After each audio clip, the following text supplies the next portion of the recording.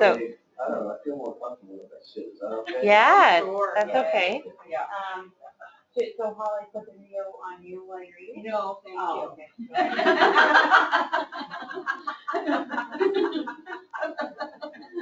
Oh, and one more final thing, just as a courtesy, if we could put our ringers on silent, which we have people here, I would appreciate that. I did for me too, so. Thank you. All right, so I guess I can start now. Okay, I'm Rob Gallant. I'm the owner of Detectall. Inspected sewers for 20 years. Like 19 years and 11 months right now. Okay. So background, I took mechanical engineering technology recently, but I really didn't plan on doing this in a way, and sort of worked out that way. I was a rep. We were selling camera systems and training people how to use cameras as well as replicating equipment. So at that time, it was basically a pioneering product, right? It's like, wow, a camera that's locatable, that's a great feature, because we're able to go in there and see, but then tell you exactly where to fix it. So that was a big feature at the time. They actually just came over with white LED lights at the time, which also changed the dynamics of inspecting small diameter sewers. So originally it was always black and white picture, and it was red LED, so it was always black and white. And it came over with white LED, and before that changed things big time. So I was there right at that edge of advanced inspection of sewers, small diameter. So anyway, so for 4 years I worked for another company. I was doing, started the division of pipe inspection and locating. And I ended up leaving that company and started out my own company in 2000. Right, so 20 years experience. I know sewers big time. My knowledge doesn't just stop with lateral inspections. I also have robotic camera quality, certainly made high tech here. We can go into large diameter pipes with robots. We drive through the sewers in the streets. And we inspect You do that in the all city, I guess, Yeah, eh? I do that all over Nova Scotia. So I travel, yeah, so. Anyway, Oh, it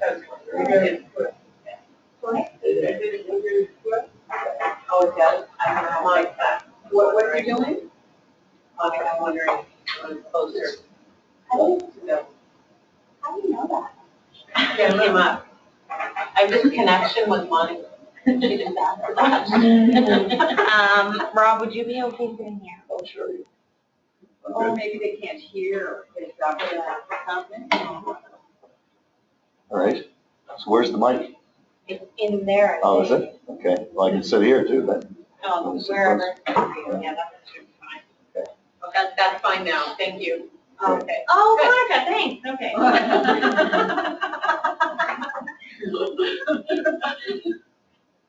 You good? You know, you have the connection too. So yeah, so I have a really good understanding of sewers right from the laterals. We call the pipes from the house to the main, we call them laterals. Some people call it service connections, government stuff or whatever. So I understand those pipes as well as how they interact with all the sewer mains on the street. Okay, so it really doesn't just stop in the laterals. Okay, the mains also can affect whether or not a pipe is going to work or not. So it's also good to know when you're doing the lateral inspection, what to look for in the main as well once you reach the main, right? So anyhow, okay, so what I'm going to do is I'm going to give you sort of a history of sewers, okay? So let's go back, say, 100 years ago, okay? So that's far enough back to cover any pipe that we have around here, anywhere in North America, okay? So back then they were using a pipe that was made of clay, right? Just like the pottery, okay? They made them, they cast them in a big oven, and they would come in 3-foot lengths, and they would push those together. They'd be like the hub, which is that larger part, and then they'd have this piece like just a regular size. They'd fit that inside the hub, and they would grout around that. They'd use like a mortar kind of thing, and that was how they sealed them to keep the roots out. Well, over time, what would happen is that grout would disintegrate. Or depending on how thorough the guy was on that particular installation, maybe there was not much growth or maybe there wasn't any growth. Okay? So it varies. I've gone into places where they were really crazy with the growth, and today there's so much growth you can see it actually coming into the sewer, and it cuts off the sewer sometimes a little bit. Right? Usually isn't an issue, but sometimes it can be, right? So. We can still find those today. Oh yes, we have plenty of those. So. And would that be more in the city than obviously? Old city. Old city. The old city, like so old Halifax. Right. So you're talking the peninsula. Yeah. You're talking north end, Halifax. Yeah, oh yeah. South end is full of clay. So any house, if you just think about that, any house that is 100 years old is going to have clay. And it's also going to be clay right up to about 1950, 1940-ish. So anywhere up to 1940 is going to have clay pipe. Okay? So let's go back there again. You don't want to forget the P-traps. Yeah, he's seen them all, right? With me, right? So basically, these older houses prior to 1920, we had P-traps. They're called main running traps. They're at the front of the house. Halifax is full of them. So Okay. you're calling them P-traps? Because they're actually they're a U-shaped pipe. It's like if you look underneath your sink and you see that U-shaped trap. Well, they had a main U-shaped trap at the front of the house with the sewer left. Now, back then, right up to actually about 1970, late 60s, all inside plumbing was cast iron pipe. Everybody knows about that. A lot of things are being said about that now. Insurance companies are actually, questioning the owners, the homeowners now, saying, how much cash do you have in that house that you're buying? It's becoming an issue, okay? At least in their eyes, it's definitely an issue. You know why? Because cast iron eventually just rots out. Oh. It disintegrates. The bottom usually go out of them. So, and there's other things associated nowadays with the low flush toilets that are being introduced, and the aggressive toilet papers are conflicting with the cast iron pipe that's out there. So, at the end of the day, what's happening is people are having sewer backups. So then the insurance companies are starting to recognize that. And that's probably why they're asking about, well, how much cash do you have? Yeah, because eventually it's going to leak, right? So anyway, so either way, so we had the clay pipe. Okay, so clay pipe, in my opinion, from all the videos I've done in sewers, clay pipe is a good old tough pipe. Like the stuff is going to last probably another 100 years. I mean, the stuff is amazing. If they had a 100-year design life on it, we're exceeding 100 years and it's still ticking. Yeah, it's a product that just doesn't change unless somebody does something to it. Like if somebody installed it improperly and there was a big rock on it, right? Then that could affect it, right? But it is quite a strong pipe even to this day. If it wasn't damaged or if roots didn't get through the joints, then that pipe is still good to go, right? Yeah, definitely on a residential scale, okay? If you're into industrial plants and things like that, where you have high chemical and this and that, you're gonna have other associated problems with it, but we're not worried about that in this realm that you guys should deal with. So now the thing to worry about with clay is roots mainly, and also possibly damage, but usually it's to do with roots, okay? Clay pipe is usually in where? In areas, residential areas where they're older, so therefore there's trees, right? So then you're going to basically worry about tree roots. Not always do we have tree roots. I mean, it's funny. You can go to one end of the street, and there could be roots on that end, and then on the other end there's no roots. So it's hard to nail that one down. So, but 50% of the pipes on video are in need of repair on a pre-purchase, 50%. And that goes by any kind of pipe that I video, because we're just talking about clay now. So now after clay, we go to, let's go to those P-traps, those nasty little traps. Okay, so you can just picture your sewer, okay? It's all trucking through the house, all going there. All of a sudden it's got around this U-shaped pipe.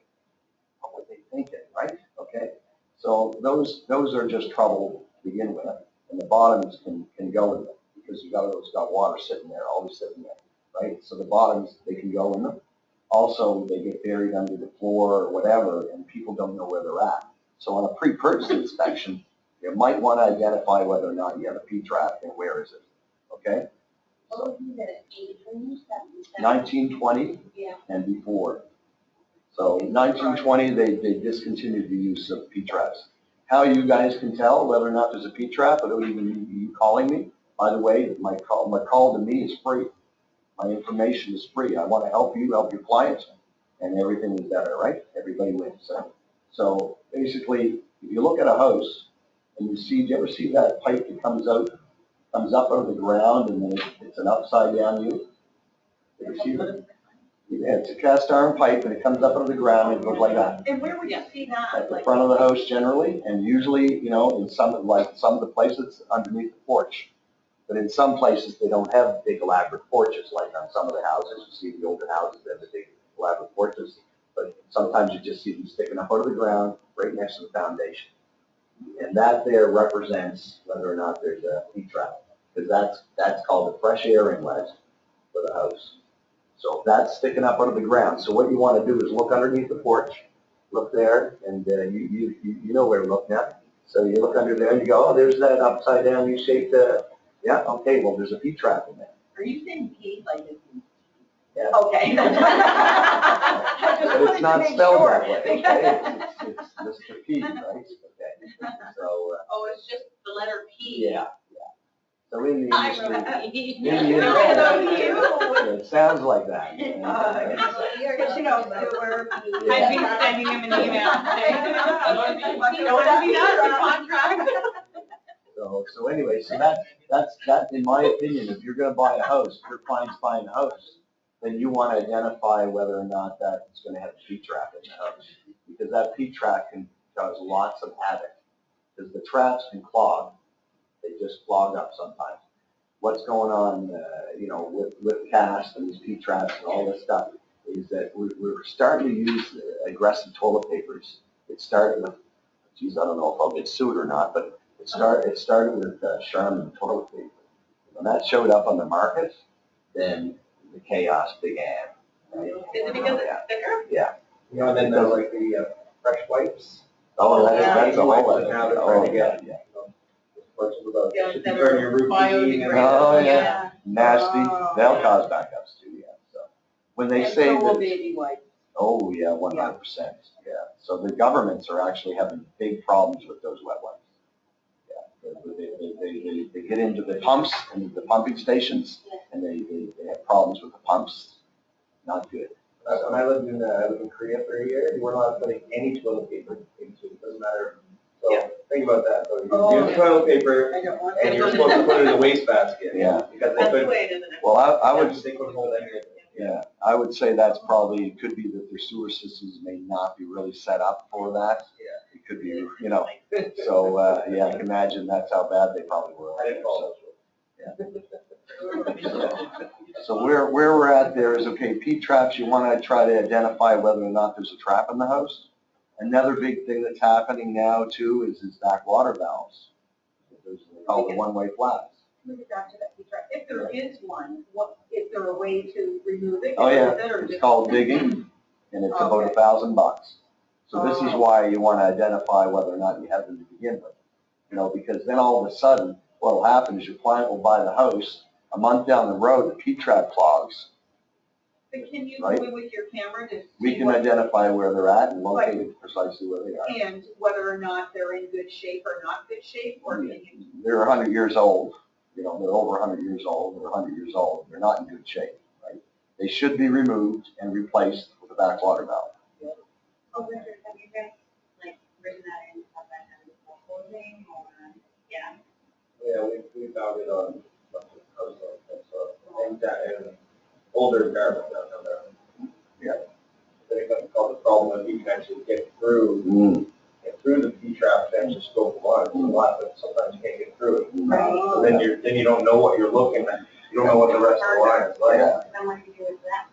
Well, what I do is like I have a miniature camera, I have different cameras for just about everything, right? So I have a mini cam that actually will go around traps, but I need to be able to get access directly to the trap. Okay, so it has to be set up in a friendly manner in which I can then insert the camera through the trap and around and then set the pipe out, okay? But what happens sometimes when I show up, because I never know what I'm gonna, but I mean, this is where we educate the agents so that you become more understanding of what to look for in the house and things like that, so that we can do a better job for your client, right? So, for instance, I may go in and then, we have to use another clean out, so we run the camera down, we identify where the trap is, or what I do is I just go into the house and I just scout everything out right quick and okay, there it is there, and then we do it, we get busy, right? And if I have to access the trap, I do the video inside, but we also know that there's a trap. We warn people if there's a speed trap, right? So, and I always suggest to take them out or whatever. So some people don't. He was on vacation a couple summers ago, and I called, get someone else in there. There's an old house on down Central Halifax. They got in there, and I said, no, you got. See you later. We're not doing it. They wouldn't do it. No, can't do that. They didn't have a smaller camera, so they charged me $250. Oh, God. Yeah, see, that's just nasty. And do you get every house, Every single one. Well, I called him, so what happens is, it doesn't matter, we have a client buying, I'll call him and say, what do you know about the neighborhood? I will say, well, I know this, that, and that, okay. Usually, I'd say 90% of the time, they'll end up getting it done. Because even on new homes, construction, right, still find issues. Yeah. So I'd say, I don't know, maybe 10 to 15 of these that we have. like in the city? 'Cause All over the place. Lots of times, but I mean, like, always, if there's a septic, like in the We rural always get area, sewer. we always do, yeah, absolutely. But we don't think that so much about that in the city. We do it all the time. We budget all of our buyers to get it done.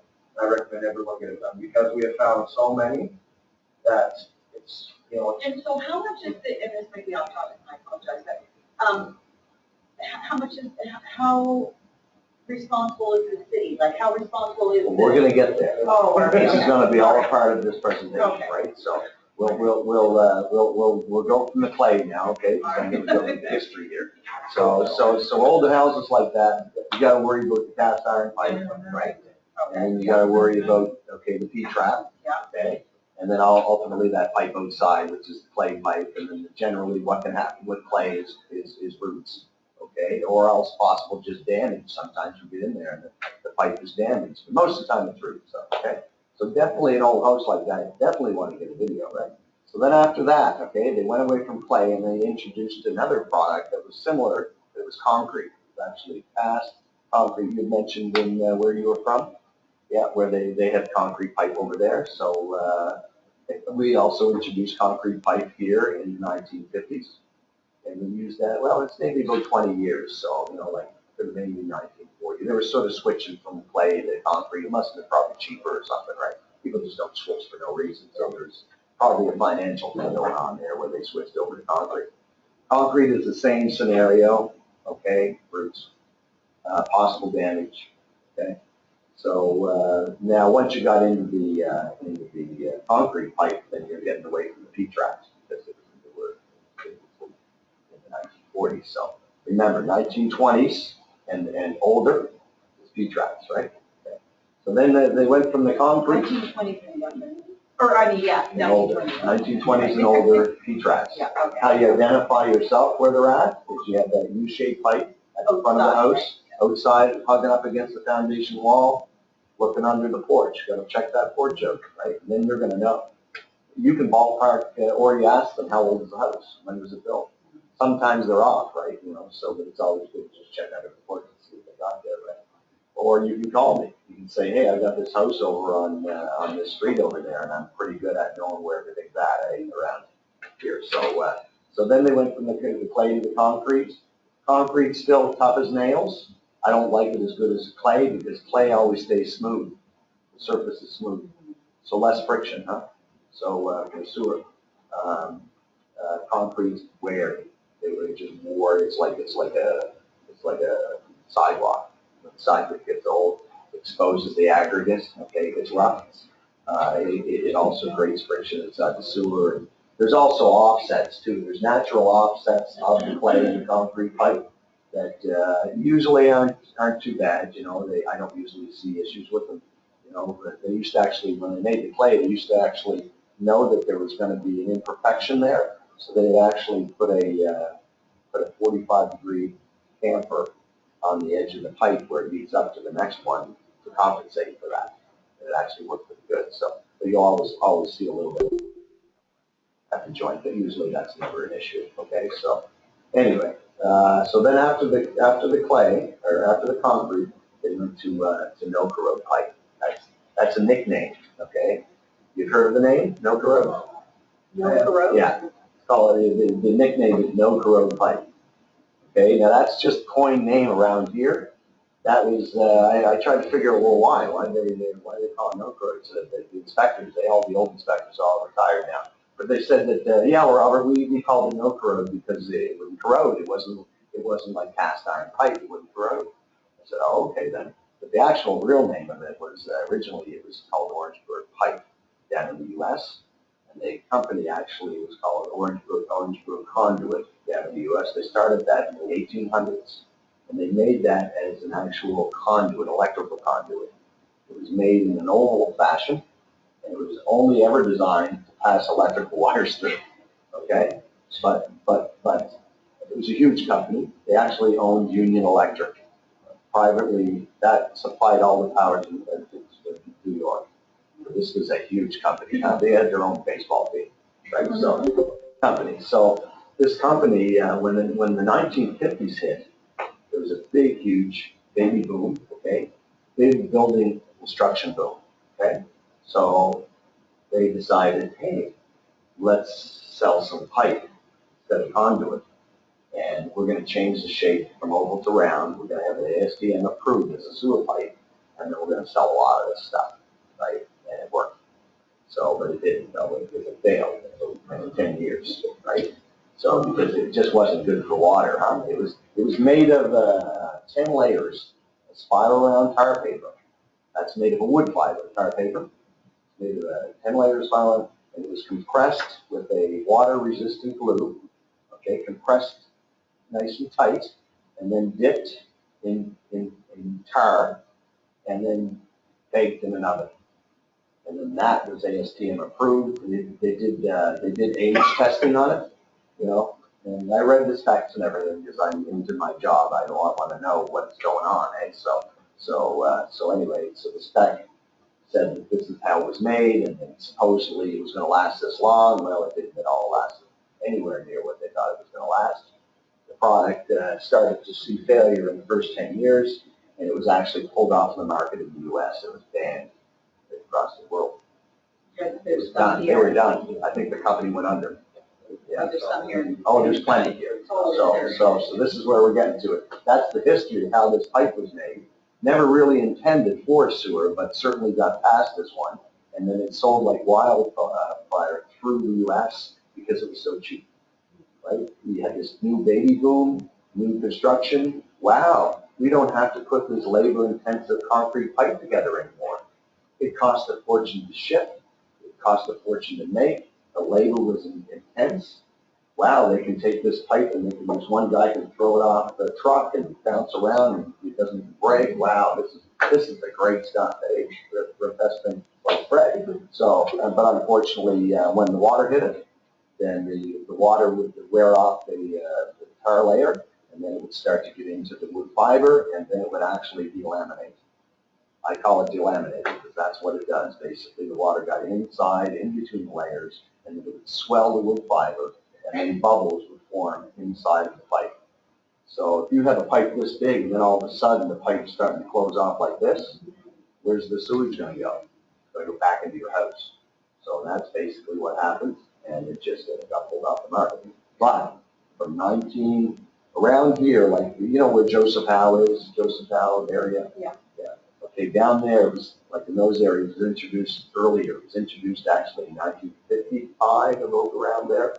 So we've seen that hit the market here in early 50s, mid 50s, okay? And there's patches, okay, of the older. Now, when they first introduced it, it actually was a larger diameter, right? So those areas actually are still faring no better than the stuff that was released that was 4 inches later in the 1960s. Okay, so it's still a bad pipe, but because it had more room, the sewage could still fit through and keep going, right? We still have lots of that. So it started in the 1950s and then carried out right up until 1970. So we've got 15 years here of use. So everywhere you go. Widespread? Oh, widespread, yeah, Oh, okay. widespread. Everywhere in Nova Scotia, everywhere in North America. It's all over the place. Right? I can go to different towns. I deal with different towns and municipalities in Nova Scotia. I go down, for instance, I deal with the town of Antigonish. Go down there, routinely deal with the sewers. I go down there, no corrode. Go to Yarmouth, no corrode. Go everywhere, no corrode. Okay? In the time era, right? You got to think about it as sewer as a timeline, right? So if you know the age of the house, you know what kind of sewers are out there. So from 1955 to 1970, if you have a house that was built in that time, there's a big chance. There's a very good chance, probably 90% chance that pipe's going to be non-corrode, which is that nasty, nasty pipe that everybody talks about. Now, there's a big misconception with agents. The main thing that I hear from an agent is, oh yeah, I know about that no corrode. Yeah, that's in Woodlawn. You can believe how many times somebody says to me Woodlawn when they talk about no corrode. Yes, it's in Woodlawn, yeah. But it's also in Fairview, Clayton Park. Yeah. It's wherever the house was, when the house was built. Yeah. That's where the no corrode is. And these neighborhoods are just happen to be plunked there at certain times in history. So therefore, that's why you have the no corrode pipe. That's the pipe that was available at the time, right? So then, luckily that's, well, not luckily, but luckily it only lasted 15 years, right? Then that was taken off the market. You couldn't even buy it anymore because it was a complete failure.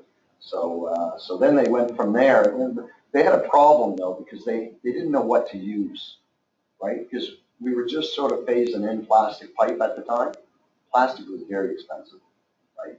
Really, early use of plastic was high in price. So they were trying to figure out what are we going to use? What are we going to use instead of the no corrode? Well, they had this thin plastic pipe. I've got examples on my hard drive here of all of these pipes that we're talking about too, by the way. We can go on there and look at them. But basically, they started introducing another pipe, and I call it thin wall plastic. I mean, some people call it sono tube or whatever, but it was basically a very brittle, thin plastic pipe. And the problem with that is that, geez, they couldn't even install that without breaking it. It was so thin. So basically, right from the get-go, that we only saw that for about 5 years or so. There's not a lot of that around. But there are definitely patches out there of this thin wall plastic. I just did one last night at 7:30 at night on Rob Lee. You know where Rob Lee is in Woodlawn? Rob Lee. Top Spring Avenue. Okay. It's in a sort of a newer, Spring now would be no corrode. The older part of Spring Avenue in Woodlawn is no corrode. And then up off of the Spring there, you get some newer streets. And that would be just at the back end of the no corrode where they were using the thin wall plastic. The problem with that stuff is it was so thin that it would split and it would crack and you know, roots could come in. The one I did last night there, what it was there's a tree on the lawn, and adjacent to the tree was the pipe, and the roots, you know, the pipe was so thin that the roots actually choked and actually cracked the pipe, and then the roots came in and there was like this big thing of root there, okay, and that's what was causing that. So we ended up with the farmer that I was with that night there last night. He had the capability of actually cutting that root out. So while I was there, I said, okay, use that specific cutter. We went in, we cut the root out. Bang, he's good to go for about 5 years at that point, right? So, but anyway, so they used that for a while. So 1970-ish in that area as well, they were using that thin wall plastic. You want to know if they have that too, because I mean that is not as bad as no corrode because it didn't delaminate, but because of the nature of the pipe, it's highly likely that there could be damage with that. So I'll show you an example of that on there. So after that, okay, now we're starting to get into plastic pipes, at that time. So, but that didn't work out. So it just so happened that, okay, at the time, they released another pipe, and they call it transit pipe, okay? Transit, but actually the real thing, the real product is asbestos concrete. That's what it was made of. It was an asbestos fiber concrete mixture, okay? Now you're saying, wow, that doesn't sound like a good idea, right? No, it probably isn't, okay? It was actually banned. It didn't last long. It lasted for 10 years on the market here. And so anywhere from 1970 to 1980, we have a lot of asbestos concrete pipe. Now, it actually is a pretty good pipe as compared to the old Note Road or whatever, but it also has its own issues, okay? Every pipe does, right? So this particular pipe, instead of using because they didn't want to return to the concrete, the heavy concrete, because it was so expensive, 2-foot lengths concrete, it's so labor expensive. They said, well, we can't go back to that, it's too much money. And then this company, I think it was out of Quebec or whatever, they said, hey, we're going to make this concrete pipe, it's going to come in 10-foot lengths, right, primarily, and we're going to have gaskets on it, and it's going to be, hey, no roots. So they actually had flyer, I actually read the flyer, I don't have it here, but you go online, you can find everything, right? So they had a little flyer saying, no more roots. Asbestos concrete pipe, way to go, right? You know, and it was the propaganda stuff that they were putting out at the time. But unfortunately, it didn't keep the roots up, okay? So the roots would come through the joints. The gaskets just didn't seem to hold together there, and the roots would come through the joints. Also, it lost its shear strength. Concrete absorbs water. After time, concrete absorbs water, okay? It weakens the pipe, and then cracks form. So the main thing I find with asbestos between 1970 and 1980, primarily houses, is that roots come to the joints and also the shear strength, so you're going to see cracks, you're going to see offsets. Okay, cracks aren't so big of a deal, right? As long as the sewer keeps traveling, the sewage goes through, keeps traveling, then that's not a big deal. Who cares what the sewer really looks like as long as that actually carries the sewage from A to B to the main, right? Nobody really cares. Oh, I got a little crack in the pipe. Who cares? As long as it doesn't affect the sewage, right? Now, if these cracks become, you know, we can call them fractures, become cracks which then become offsets, then there's a problem. If there's a serious offset and if it's in the wrong way, then the sewage can't jump up and get into the next pipe. So then that can become a problem in the backing up stage of the sewer. So obviously you want to check those pipes, right? You know, that's a good idea to check those because we know that they can become waterlogged and they get weak and there could be roots and there could be offset. Yeah. Oh, let's talk about the, in around that time, the building code changed, okay, in the 1970s and 80s. There was a new building code that was introduced so that every house, okay, the government thought it was a great idea that, hey, we're going to make sure that every house has a clean out at the property line. They said, wow, now we're going to know whether or not it's our problem because we're going to get to the point where, okay, who's responsible for what, okay? So basically they said, okay, we're gonna make it mandatory so that every house, okay, has to have a clean out at the property line and the builder must provide that in the building of the house. It's mandatory. So they said, that's great because now we're going to be able to check the sewer from the property line to the main and see whose problem it is if there's ever a problem. It sounds like a great idea. I totally agree with it, except that our climate doesn't allow that to work out.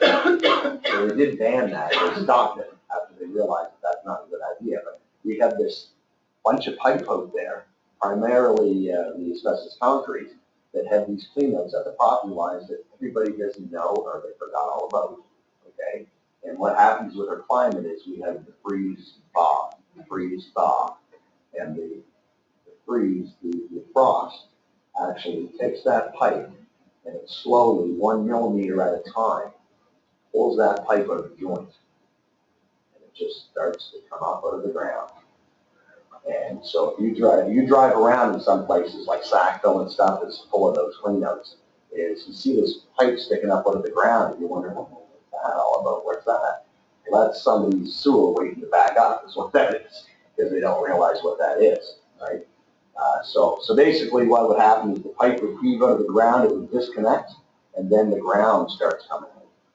The ground falls in, causes the sewer back up. Bang up. There's another claim, right? All of these things lead to big claims, big sewer backups, big money, big mess, big claims, insurance going up. Okay? So the insurance companies don't really know a lot of stuff I'm talking about here.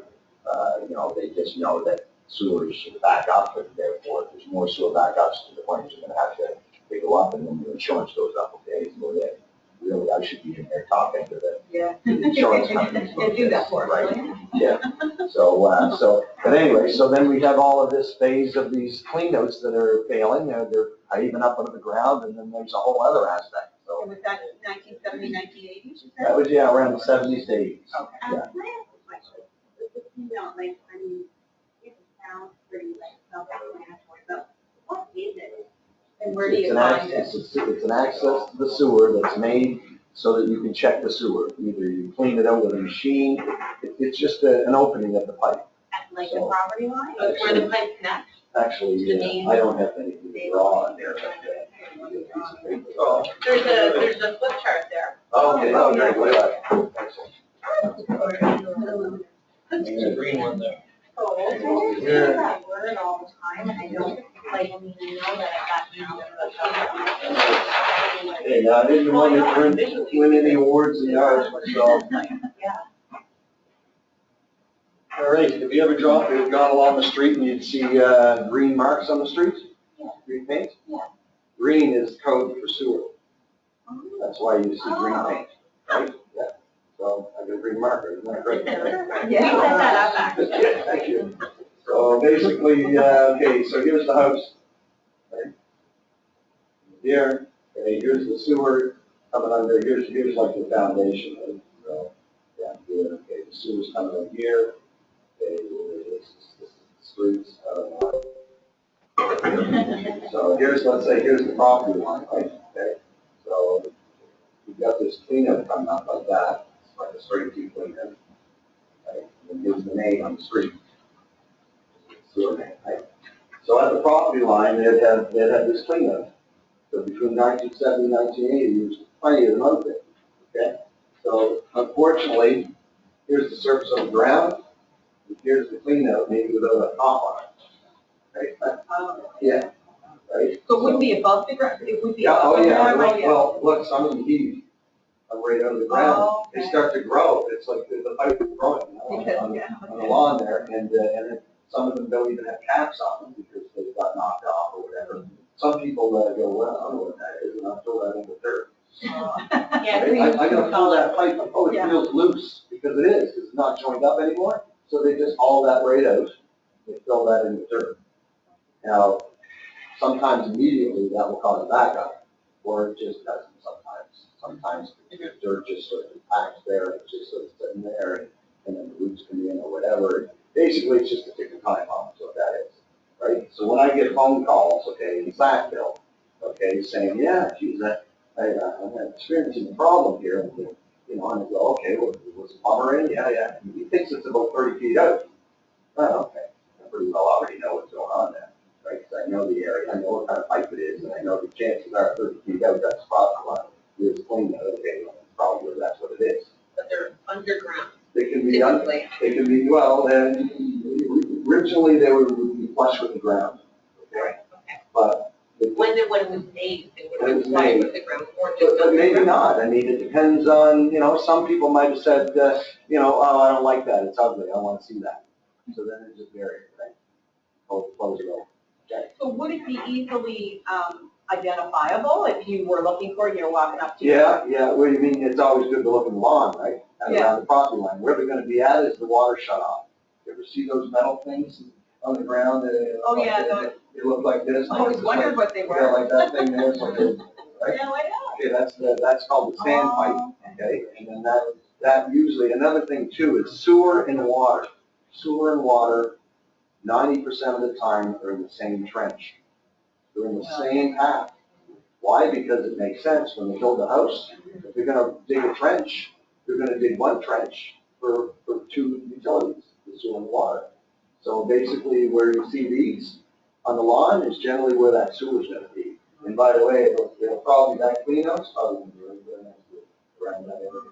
So if you see this grayish, whitish pipe sticking up out of the ground right next to that, in a house, say in Sackville, or, you know, there's also Slideville and all that, right? You gotta think of the era, right? 1970, 1980. Okay, you see that next to that? Why That's would, a cleanout. why would the city go around Castle? If they wait until, one at a time, one at a time. They all know about this stuff. It's just that there's not enough money to go around right now and fix all the So sewer. they'll just wait till they They have to. wait until there's a sewer backup. Unfortunately, they deal with it as they arrive. Therefore, my phone rings every day. Every day we have sewers being dug in the city, multiple sewers every day. Oh, yeah. Noak Road every day probably being dug right now. Every day. Just dig it all up. Yeah, slowly, all being done. There's also other things too, pipe relining and stuff I was talking about. That's new, it's a new way of fixing sewers and stuff. So, anyway, where was I here? Okay, so 1970, 1980, they were using the asbestos concrete pipe. Lots of cleanouts that are potential problems. Have we been to one there where we had these cleanouts be a problem? Yep. Remember? Yep. Yeah, so, yeah, definitely, yeah. So this is why I'm saying why it's so important to video sewers. So if that, valve thingy there, was the problem, yeah, what's the fix? Like, So so. actually, the city takes responsibility. Oh, goody, good. 100% responsibility because they were the ones that told people that the government enforced this to be done, right? It was actually an extra expense to talk to contractors, that were dealing with it. They said, yeah, it cost $800 more on the house purchase to have one of those installed. So nobody wanted to do it, right? Nobody wanted to do it because nobody wants to spend more money, but it was mandatory. So anyway, either way, it's on the property line. So therefore, they're responsible for it. Anything on the property line or beyond the property line to the city, they're responsible for it. Physically. Okay, so physically, if that pipe is defective to a point where it can cause sewer backups, they take responsibility. Do they replace it though? They fix it one way or another. Okay, They can so replace it, they can dig it, they replacing can it line though it. is they just can- going to make it, What they do with these, you know what they do with these? They just take them out. So they go there, they dig down, or they hydro excavate is another way of doing it, right? And they dig down, and they basically take that T out, and they put a straight pipe in. There goes your problems with the defective cleanups. With it being slow, they just eliminate it as they arrive, that's causing a problem. Okay? So could you, if you wanted to be expensive and blind homeowner, just call the city and ask them to cap it? No, they're not gonna do that. Oh, if it's not a problem, they don't deal with it. So even if it was like for a home purchase, say for instance, like if, we had a buyer and if this was the scenario and you'd inspect, so you get an inspector in and the inspector says, okay, here's the issue, this could be a problem. No, it's not, it could be. It's going to be. So then, not every single one of them is a problem. oh, okay. Okay, so just because you have this doesn't mean that every single one is gonna be a problem. But it could be. Something for the homeowner to be aware of. So what you wanna Yeah, do is you wanna beware, inspect the yeah. sewer, Yeah. identify whether or not there's property line Yeah. cleanouts. If there is, like when we run a camera through, right? When we're running the camera through, we're only seeing it from this perspective, right? So in the pipe, here's our camera, in the pipe, here's the pipe, here's the cleanout, right? And then her camera's running through there, and I go, oh, there was a cleanout, I can see it right on the camera, right? But I can't tell you whether or not this here, all the way from here to here is fine. I can't tell you that. So what I would do is I would go out there and I would take a look for it. Because my cameras are locatable. So I'd be able to go, okay, there it is there. Oh, is it visible? Can I see that come out of the ground? Sometimes I can't. So then I just take a flashlight and I look down and can I see my light even? Like if my light would be propelling up through that. So if I can see my light, that's a good sign, that's right. But it would have to be capped, you want to make sure it's capped, right? So I was able to basically from the above surface, look down and say, okay, is this effective enough? Who do you get to cap it? Well, I don't want to say that, you do it yourself, you probably shouldn't say that, but basically you can hire a company to do that, like somebody that does sewer repairs, or, officially if you want to do that. So plumbers' jurisdiction basically doesn't go past 3 feet from the house.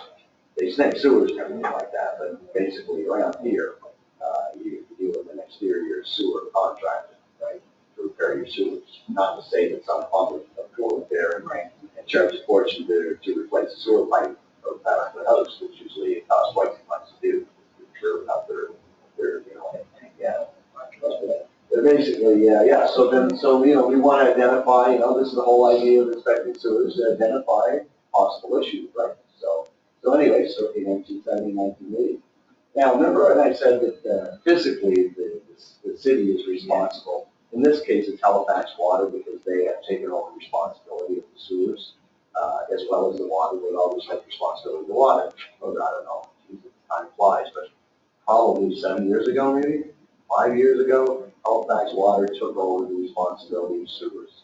It was forced, okay? Department of Environment, Canada, Canadian Environment, they said, hey, you gotta do something there. It's too much pollution, it's too much, it's just, you gotta fix your sewers. We have issues, right? So basically what was going on is Halifax HRN didn't ever want to spend the money, right? Because what do the public want? Do they want a new sewer? Do they want a new park? Do they want a new sidewalk? Do they want the driveway? Do they want the road page? Or do they want a new sewer? See, so nobody, you know, wanted to spend the money. The public doesn't understand how important it is to have a functional sewer.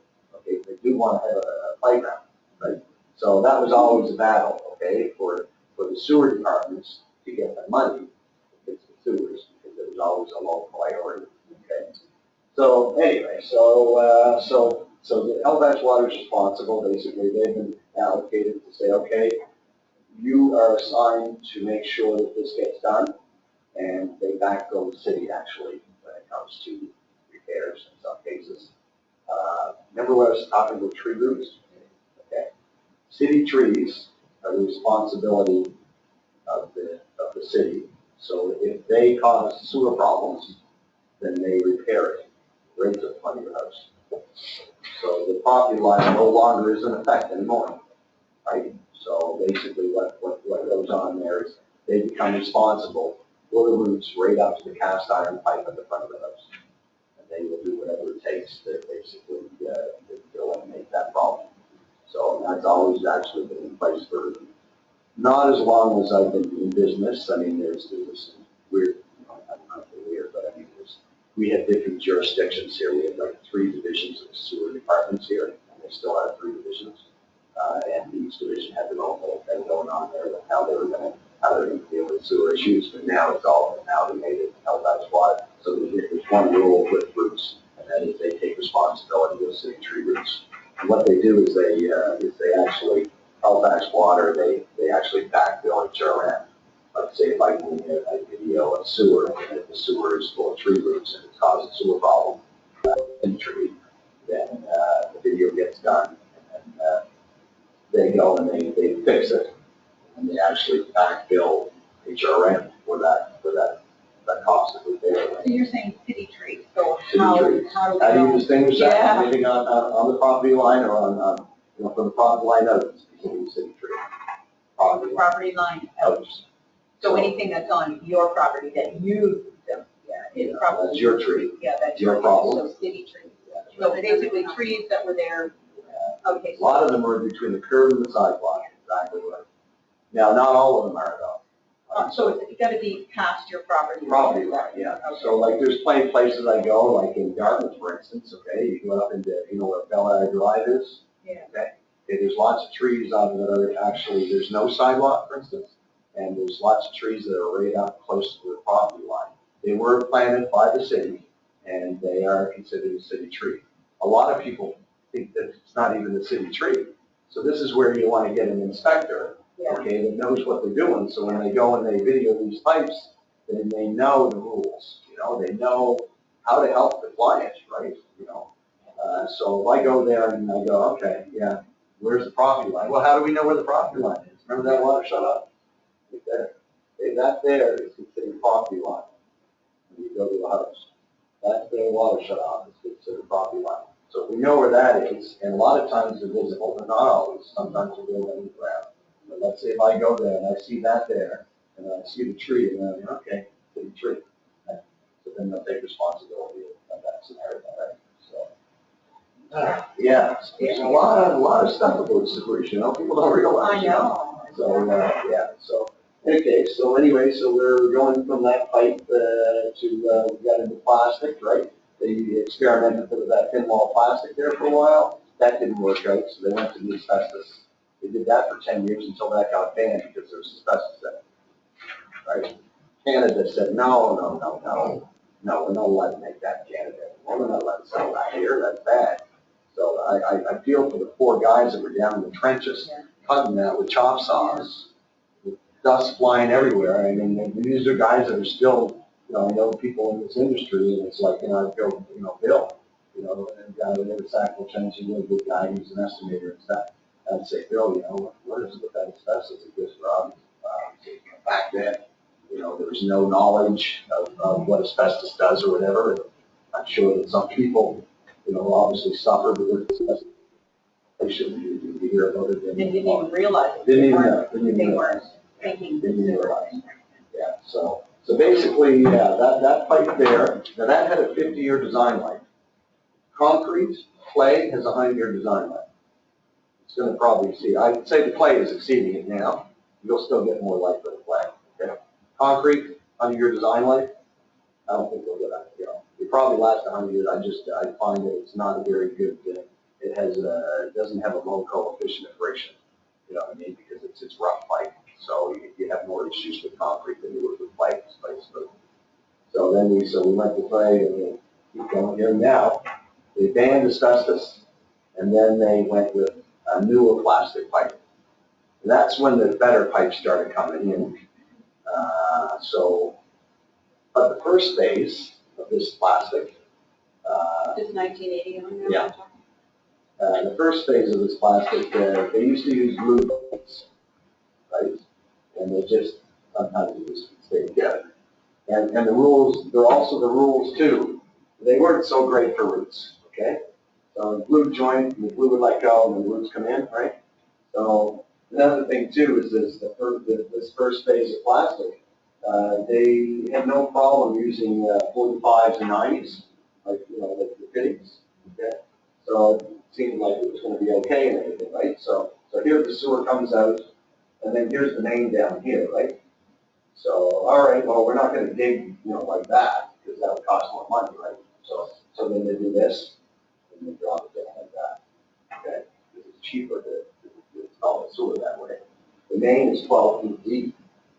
And then take it to 6 feet and then drop it down.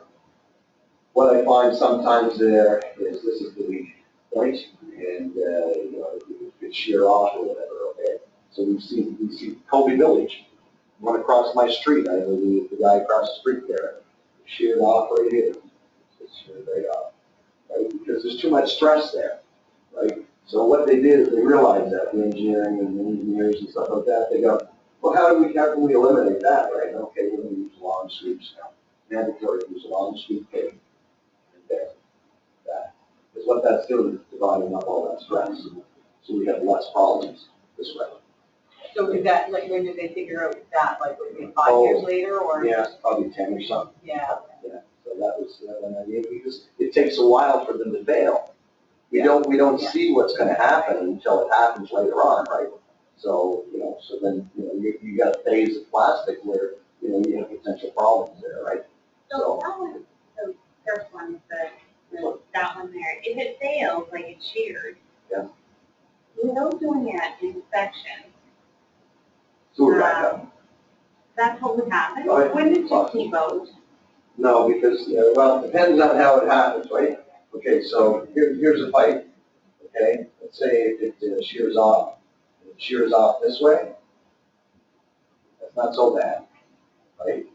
As long as there's not too much space here. Right? So you can get a shear, and it's like this, right? Like that, and then it's a waterfall.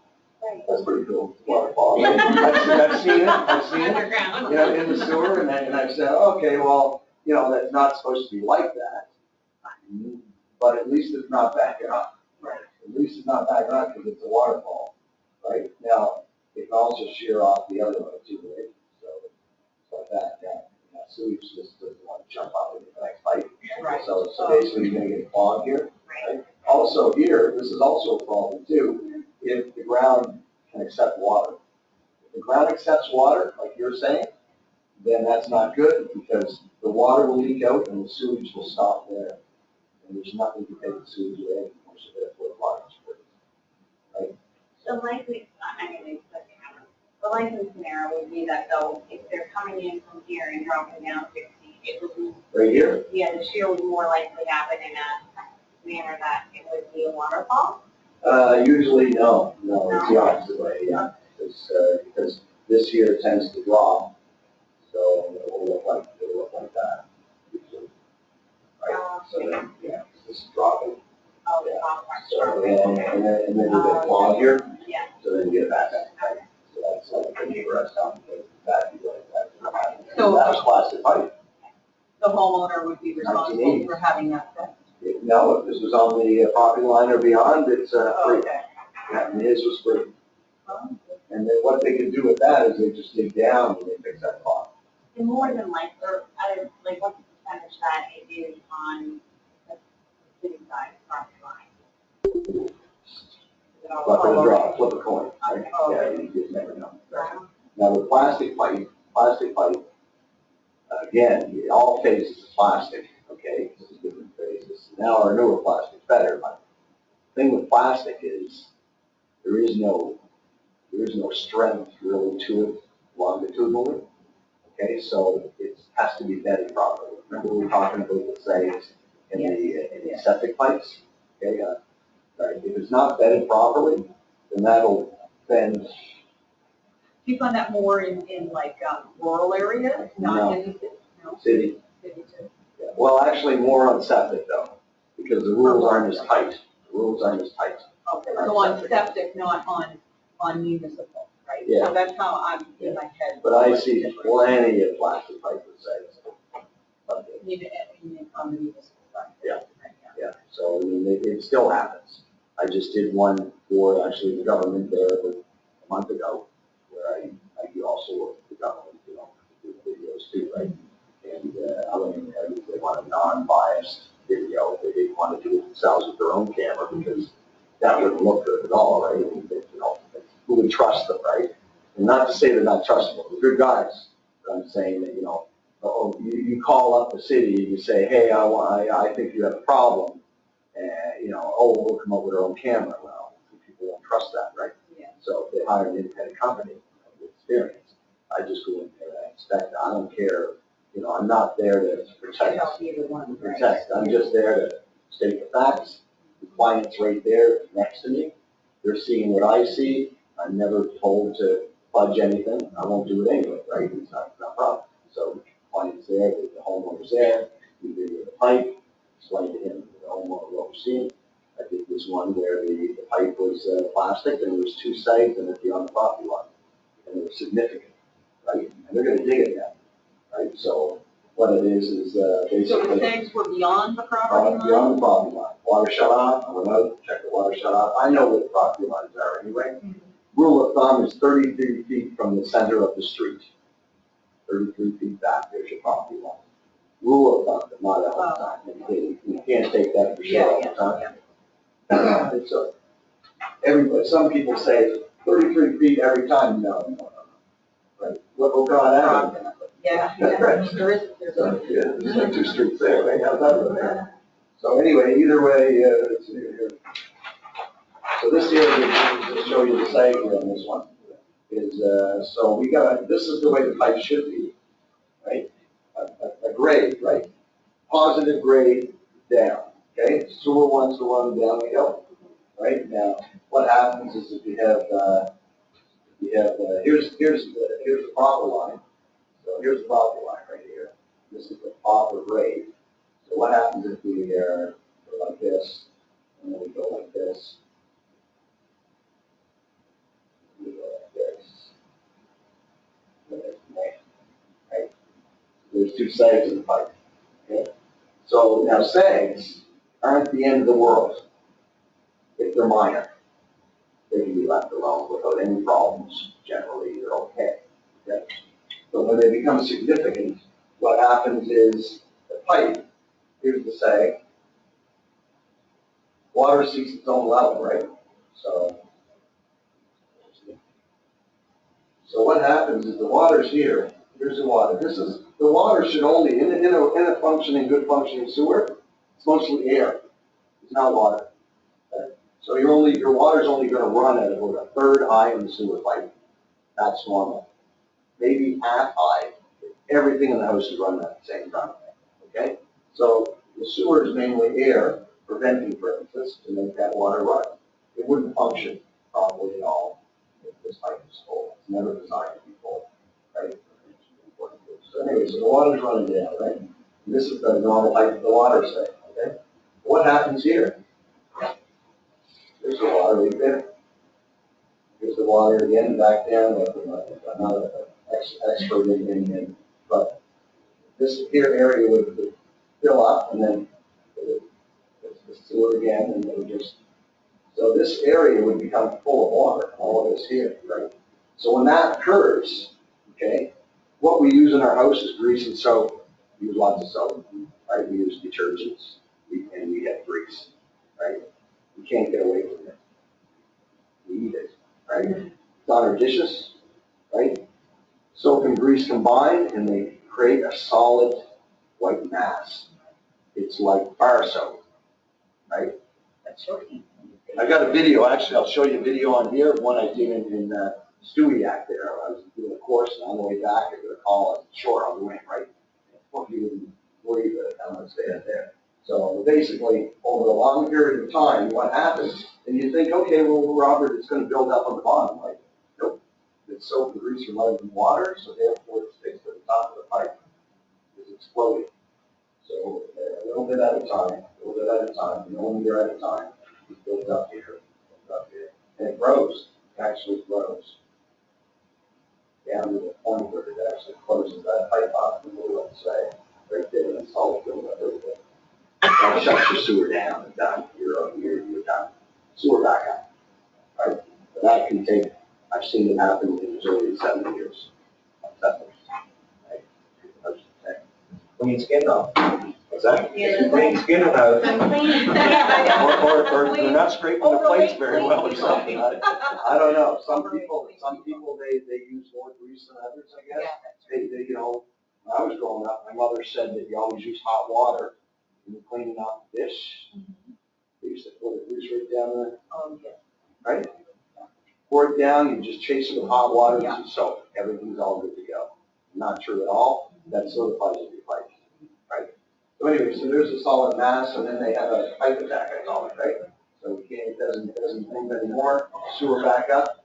Then traditionally what happens is you call a plumber, right? The plumber goes in with a snake, right? Now this pipe is 4-inch diameter. They don't use a 4-inch cutter, right? They'd be crazy to.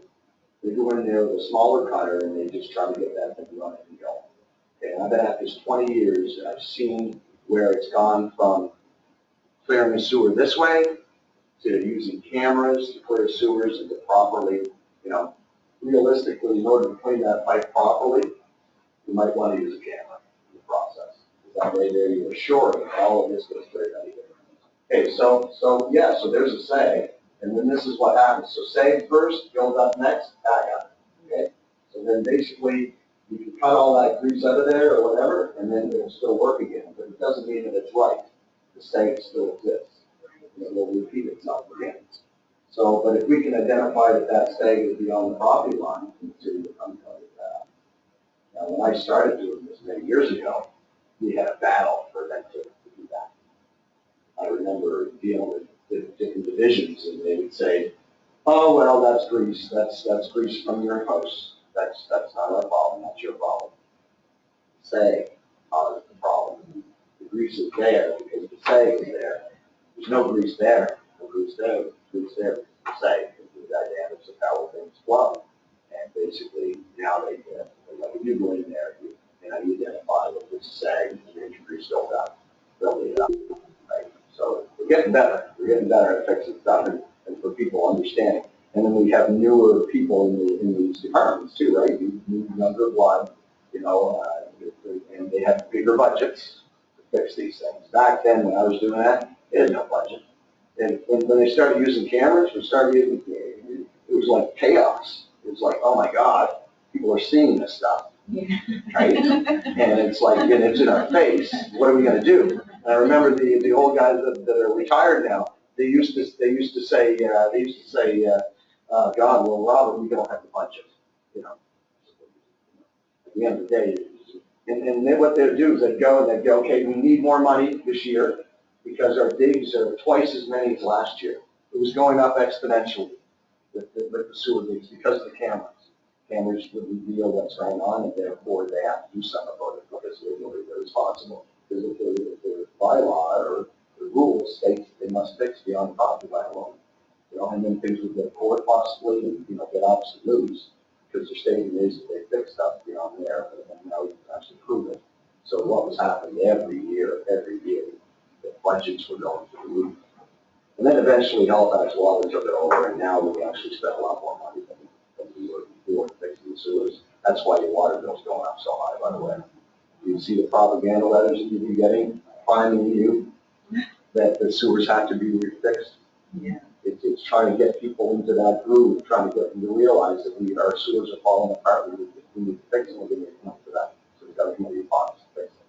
So yeah, it's all happening, right? So anyway, so then this is plastic pipe. So plastic pipe, just because it's newer doesn't mean it's going to be okay, right? So a reason is that what you do is you video the sewer. You identify potential issues. Okay, before that. Can I ask you, what do you find is different, well, there's probably lots, but, between, inspecting city stuff than inspecting rural stuff? So is it made the same? Like, is Yeah, it, it's all you the know, same pipe. it's all the same pipe? All the same And pipe, because remember era, right? Right, exactly. 1970, what was the pipe being used? Right. It doesn't matter if it was purchased in the rural area or if it was in the city, it was the pipe that was on the market at the time. So do you find that, just because maybe it's more use in the city or something, I don't know. Well, there's more population in the city. Right, there's so more are you potential finding for more, yeah, so. Yeah, it's just a numbers game, right? Yeah. So, you know, you've got 100,000 people, then, you know, you're getting 50% of those need the sewers repaired, Right. right? So when you're in the country, still 50% need the sewers repaired.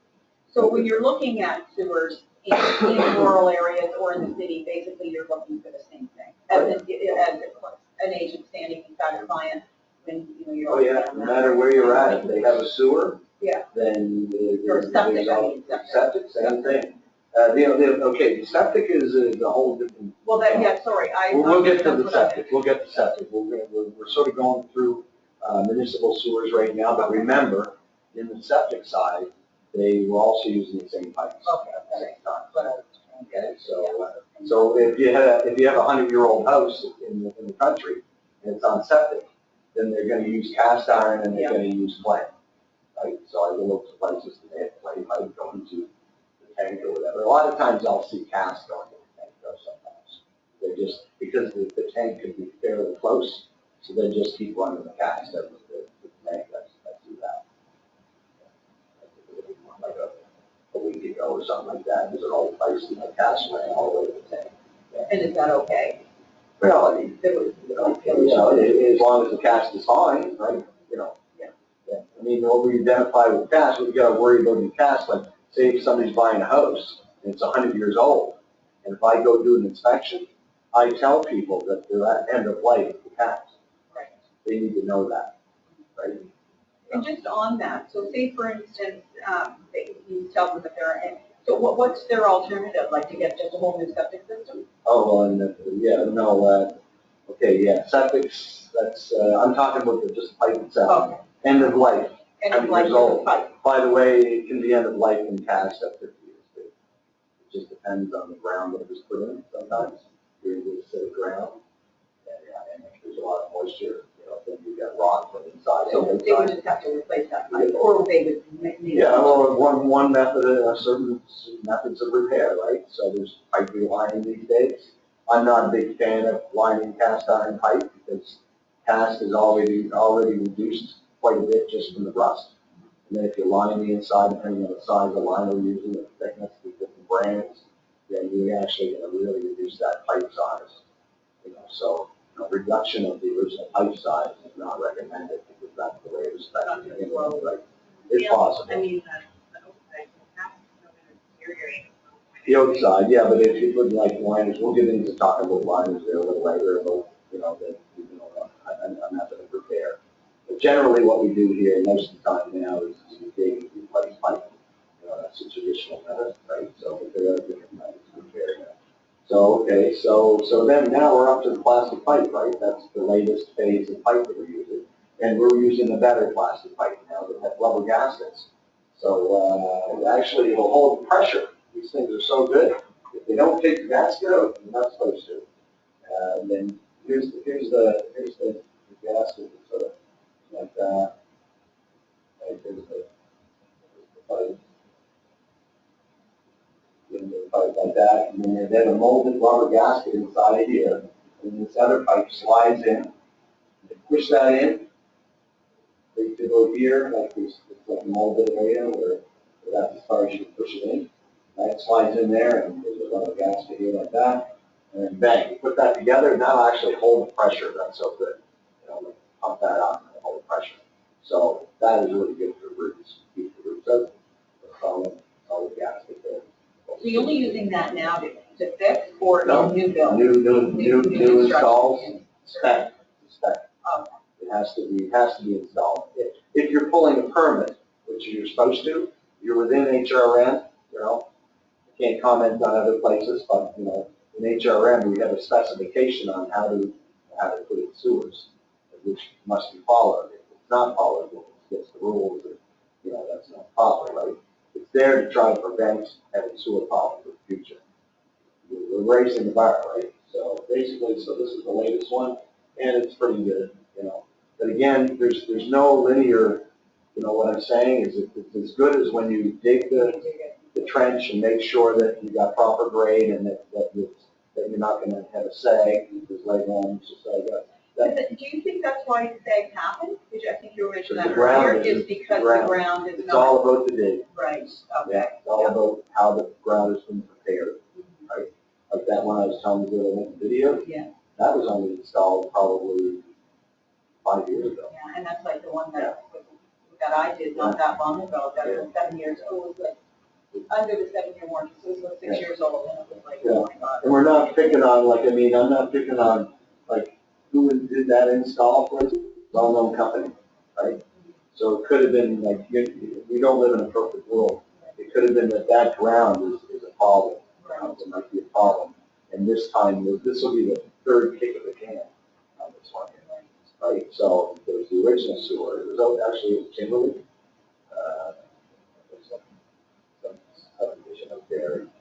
And anyway, so what happened there was originally the house was just probably 15 years ago, maybe 20.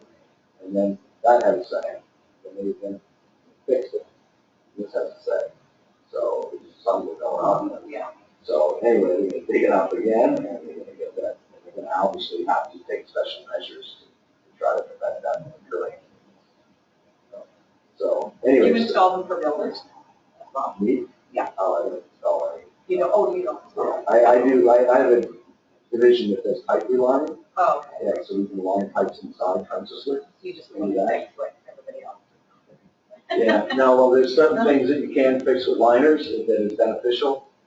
We'll get to the liner thing there later, where it can be beneficial to your clients all around, right? So my job is really, if I'm going to do an inspection, it's not to sell a liner, it's not to sell. My job is to go in there and basically tell you how it is right now, a snapshot of what's going on in that sewer or septic system, right? And then just say, okay, currently this is what you got.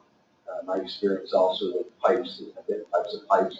I'm also be able to talk to the client and tell them. I always like to have fun there, right? Because you guys don't know anything about sewers, and you're going to learn from me for sure. Ask me, Richard. He knows that SCOTO between eggs. Calls me up. Yeah, I know what a P-trap is. It's in a good spot, and blah blah blah, right? And that way there, it can go smoothly, right? When we go there and do the inspection. Yeah. So. Yeah, so the latest is plastic, but the plastic has its. So in 20 years, when we're sitting here and you're telling us about that pipe, what are you going to say? I'll be retired, sure. Yeah, so I I figured 10 maybe, right? So, anyway, yeah, who knows, right? Yeah. Because there even this type of pipe, even this SDR 28, they call it, okay? They're changing it. They change things. A lot of times. New and about money. improved. Well, I don't know about that. You know. Yeah, well, yeah. It's probably about, we're gonna change how that's made. We're gonna have to make it differently. It's probably about money, but they have to maintain at least a stack of certain Probably strengths. figured out how to make it cheaper. Well, I think that's where it always Yeah. goes. Because unfortunately, it's about how do we maintain business, but also make money, you know? So how do you make money is maybe you spend less money. You make money, you spend less, you make more, right? So it could affect the actual product. So, but, you know, and then it takes time to figure that out. I mean, why do we have so many pipes over the years? It's all about money. It's about how do we sell another product, right? Yeah, and unfortunately, it takes time. They do these tests and stuff, and they do age tests and stuff on things. They give, you know, approximate lifespan. The approximate lifespan of this is 50 to 100 years. Let's see. We don't know. They haven't used it 50 years, so we don't know. Right? But I mean, personally though, if it's installed right, it's good because you got low coefficient of friction. There's only a joint every friggin' 10 feet. So really, you need a good pipe and a good installation. Yeah, and that's where when I go out and I do inspections and stuff, and like I said, 50% need to be replaced. I help clients as well. Your clients, I'm going to help them by streamlining the whole scenario, and this works for both sides. Works for the buyer and the seller. So let's say I did one there 2 weeks ago. The agent, I had no idea who the agent was. I thought I recognized her and remember the agency. The client hired me direct though. Yeah. Right. So, And that's what usually happens. no. See, you guys are on the front line. Right? A lot of people don't even know that you can video sewer. Right? Oh, yeah, but we would give them that information, but we don't. I understand that, yeah. I know that, you know, all you should do or whatever is provide some names. Yes. Okay? You know, Put a little note. well, you know what? There's different people out there, right? There's some people, what I've been finding there now is everybody and the dog is in the camera. Yeah, Sewer, exactly. right? But I can guarantee you, you know, I know a lot about sewers, right? So this is my job, this is career, this is, I make a vested interest in know everything about sewers, and that's for my clients. I feel that it's my responsibility, you know, if I'm gonna go there. It's not about me making money. Now, I want to make money, of course, we all have to make money, but we really want to make sure that we do a proper job and protect that client. My job is to protect the client against possible sewer backups. So you work with the client, you're not working with the agent. I'm not worried with the agent. Some agents don't like me. I'm a deal crusher. Well, that's ridiculous. And This makes me crazy. I know, you know what? So the selling agent would like it, or maybe. Well, no, it depends on what Yeah, side you're on, but exactly. even That's what the I- buying agents, some buying agents don't like me. They told me already, Robert, you know, you scare my client. Yeah. You know, I'm never going to call it deal crusher, but I suppose I must be. But you know, you scare my client. Right, Yeah, so, sometimes it's all in them. That's going to have to It's change. how you though. explain. All of that attitude will have to change. Can't keep doing that. Totally agree. Yeah. Let's keep fire them all. I don't know. Well, what's going to happen is it's just not going to be acceptable. I mean, it's not acceptable. You can't have that. Well, they're gonna come back on them anyways, like, you know, like eventually, like, something happens 2 months after getting into a house, Yeah. they're coming back to Yeah. the realtor, I don't care what people say. So we went through the phase of sewage, right? And the types of plastic and this and that. So we're right up to plastic now. Yeah. The latest stuff. What do we have potential problems with the new plastic is size, right? Primarily. Usually we don't see roots, right? Sometimes the pipe cracks and whatever. There may be stress at the foundation, and it could crack or whatever, right? Just whatever. But let's go into the septics now, because 33% of the houses in Canada have septic systems. 32%. Yeah, that's pretty high, right? So obviously not concentrated in the city, they're all over the rural areas, but 33% of Canadians have a septic system, pretty high. So therefore, that's important too. Now, I feel septic, it's definitely financially a big hit on homeowners compared to the municipal sewer. Because at least with municipal, the city will take responsibility, at least in our area that you guys are working in usually. They're gonna take responsibility. We're probably the more advanced, Halifax Water and HRM is the most advanced probably municipality in Nova Scotia anyway to look after the sewer system. Yeah, so, yeah. I don't want to interrupt, but I just wanted to say that I think we were on a timeline until 11:30. And I don't know if other people have commitments they've got to get to. So I guess I just wanted to let you know, just in case. Okay. In case there was anything I'm really almost- like hit home. I think we should talk about the septic. Yeah, Septic's that's real what I'm very important here. interested in. Yeah, Okay. so septic, 33% of the houses on septic. Your potential, cost there to the client is, could be, I've seen it up to $45,000, right? 45 grand, okay, for a failed septic system, depending on where you're at. Okay, now, it could also be 10 grand, 15 grand, but if I don't see it less than 10 grand, you gotta replace the septic field. Yeah. Well, I've dealt with a lot of septic, and usually what we find is bag of pipe. Yeah, well, that's minor. Yeah, That's not where the money's spent, No. right? You But still have it to is, do but it is stuff. quite Yeah. common. The septic systems, does anybody know what the design life approximately is of a septic system? 25 years. Yeah, for 20, 25 years, set out by the design engineers of septic systems. Call anybody, Google, call any engineer. I got a pocket full of them in my phone, okay? Where you just call them up and say, well, how long should it last? For 20, 25 years is all we designed for. The lifespan of a mortgage. Makes sense, right? Yeah.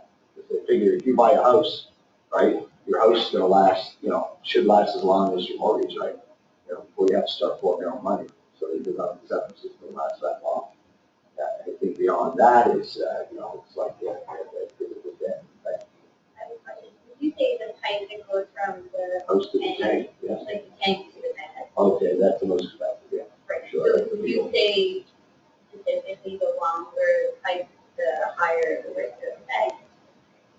No, I mean, obviously, yeah, because your pipe is longer, so Yeah. therefore you're gonna have more of, the more pipe you have, the more chance you are gonna have a defect. Yeah, but that's not sort of where it happens with septic. You got three parts of the septic system, right? You've got the, from host to tank, okay? That usually is short, but in some of the older houses, it can be quite long.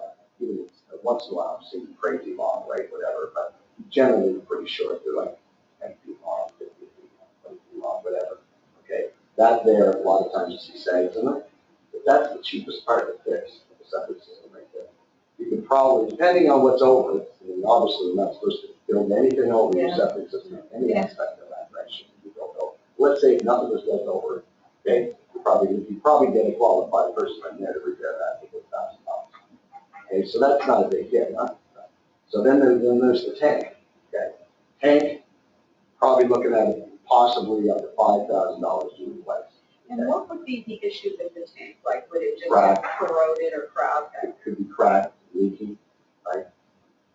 And when they're older, the tops can collapse on them. I've seen people try to repair that, though, like, you can buy new pieces for the tops and whatever. But generally, we're trying to look at the worst case scenario for your client, right? So we're looking at maybe $5,000 there, tops usually replace the tank, right? So from there, okay, down from the tank to the field, there's where the money is.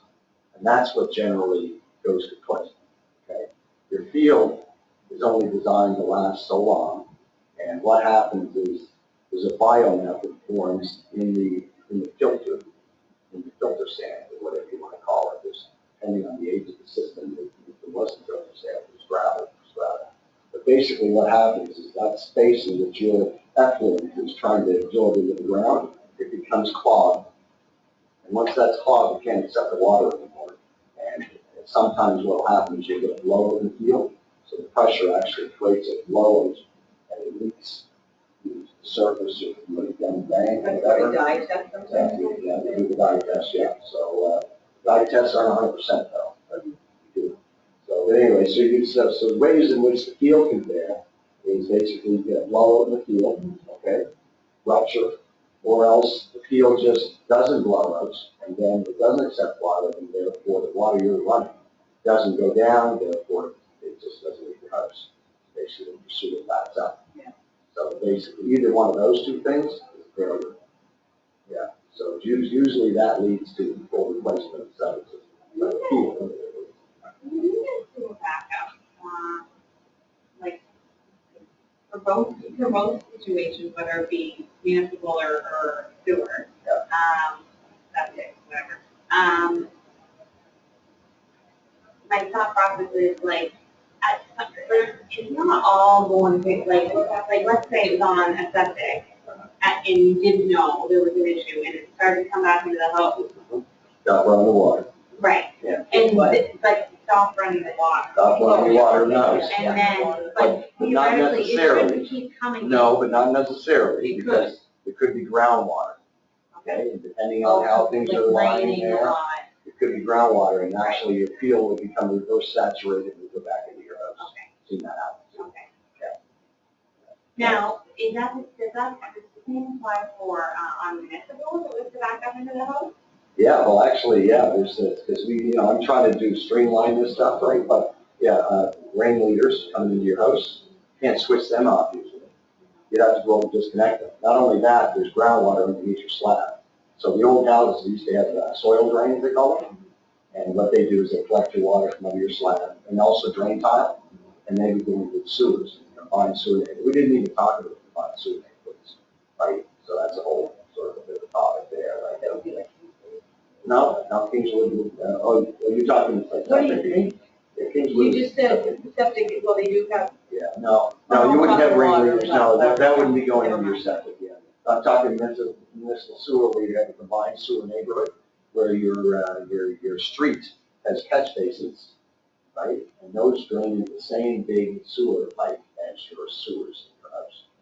And generally, they can have drain tile at your footing, rain leaders coming down, they all combine together and go to the main. This is where you want to have back water balance, right? How do we know in those neighborhoods? Other than basically,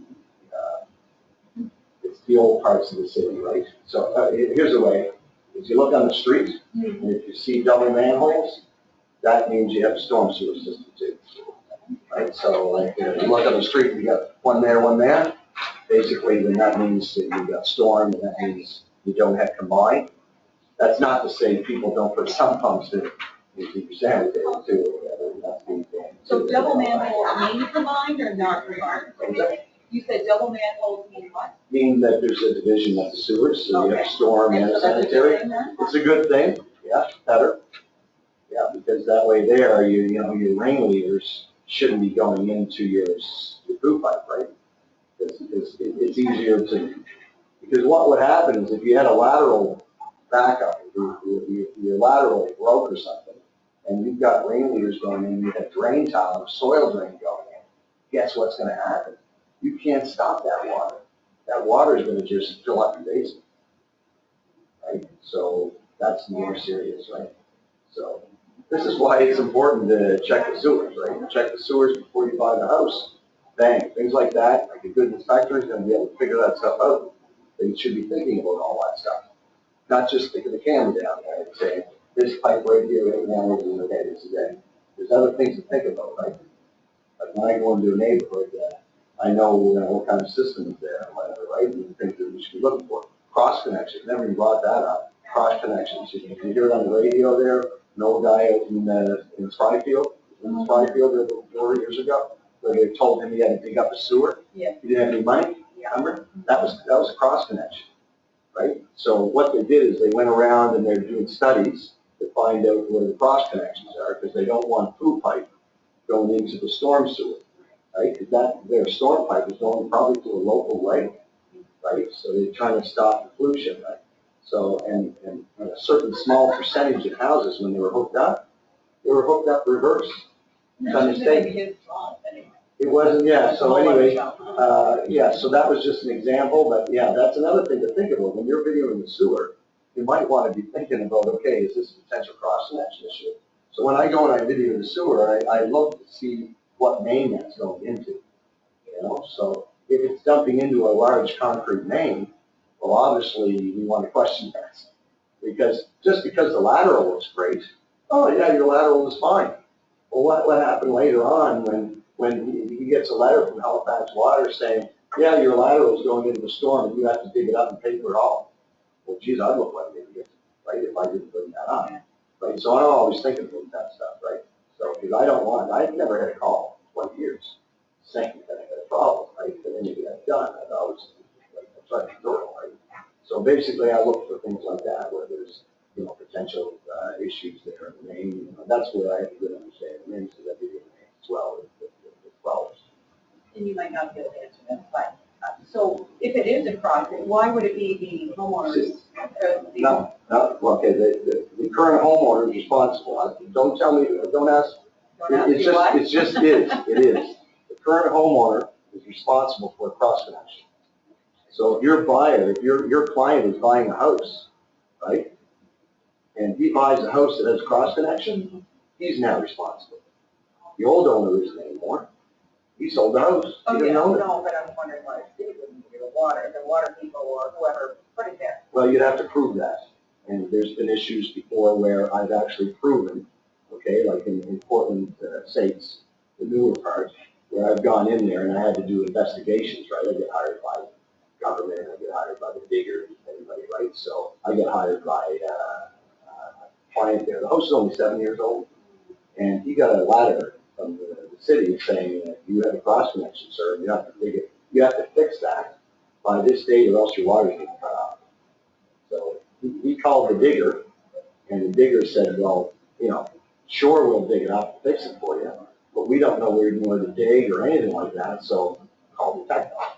I said, well, no, right? So Detectall, I'm going to find out what's going on there. So I went in there, and I did an investigation, and dug into the paperwork and things like that, and found that actually the government made a mistake.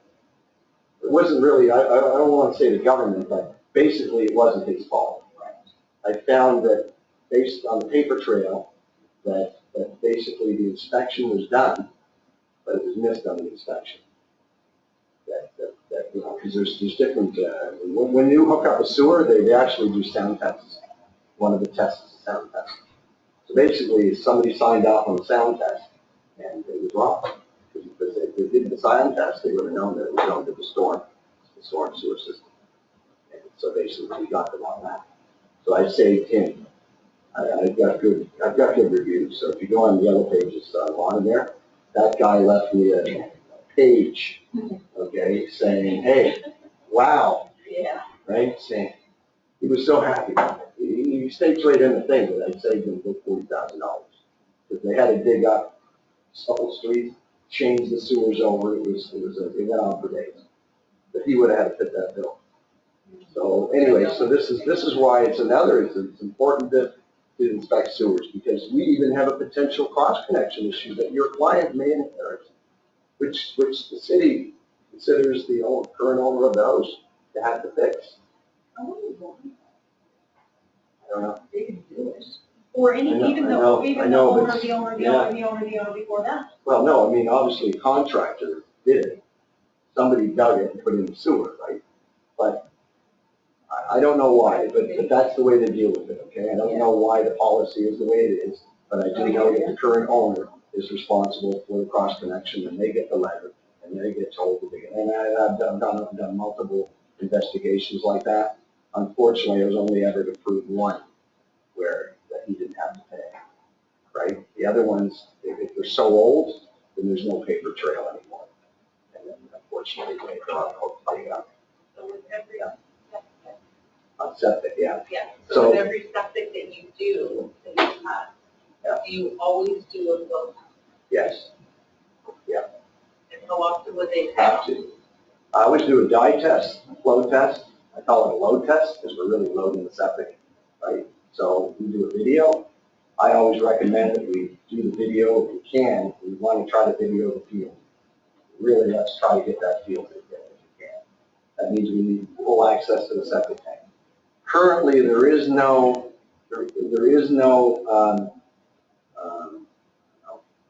There's no actual test right now being performed by the inspectors out there that is basically a mandatory minimal test to test septics. Unfortunately, there isn't any. Okay, now that's probably going to change because I'm going to be pushing for it. I mean, I feel, you know, I'm going to push that, right? It has to be done because the problem is the quality of inspections on septic can vary. And that quality can totally vary in the protection of your client, right? So I just got a call from an agent there a day or two ago, and she had an inspection done by a Florida client 3 years ago, and they only videoed the house of the tank. And anyway, some reason that was the only thing that was done. And then, and this is her client, right? And everything was cool, right? Supposedly. And then now there was another inspection done, and that inspection was done from the tank to the field as well. And it was determined by that inspector, which wasn't the same as the other inspector, that the field was toast. Okay, so now she's pretty angry right now. That agent's angry because she feels, you know, she's not responsible, but she's like, wow, you know, like it's only 3 years in the difference here. And, you know, if they hadn't checked that 3 years ago, would they have picked that up? Right? Because now they're on the hook for that. So do you ever find it compromises the well when you're doing it?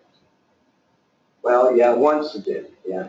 But I mean, you know, for the amount of water we run, and if it runs out, that's a good idea to know that. Yeah, no, I was Yeah. just curious, Yeah. like.